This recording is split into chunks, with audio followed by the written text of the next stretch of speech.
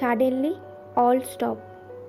Roads are blocked, school, college, office, and everything also.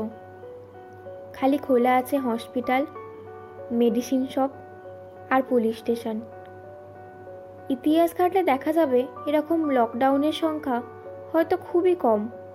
মানুষ আজ পুরোপুরি ঘরবন্দি। কার জন্য? যাকে নাকি কেউ খালি চোখে দেখতেই পায় না। না না, সে কোনো ভূত না। সায়েন্সের ভাষায় একে ভাইরাস বলে, করোনা ভাইরাস, যার হাতছানিতে এখনো পর্যন্ত মানুষকে বাঁচানো সম্ভব হচ্ছে না। তাহলে শুনুন, প্রথম থেকেই বলি। একটা সময় ছিল when there was a balance between humans and animals planet. What a beautiful sight it was then. এখনকারের মতো নেচারের উপর এত অত্যাচার করা হতো না।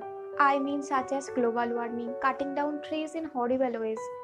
পশু পাখিদের ধরে এনে খাঁচায় বন্দি করা হচ্ছে শুধুমাত্র মানুষের মনোরঞ্জনের জন্য। তাই আজ দেখুন, অল অ্যানিমেলস আর সেফ এক্সেপ্ট হিউম্যানস।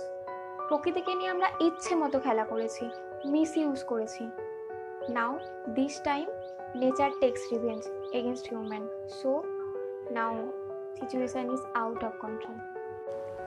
দু একটি দেশে ব্যাপারটাকে সিরিয়াস না নেওয়ার জন্য প্রত্যেক দিন প্রচুর পরিমাণে বাবা মা ভাই বোন ঘর পরিবার সবাইকে হারাচ্ছে।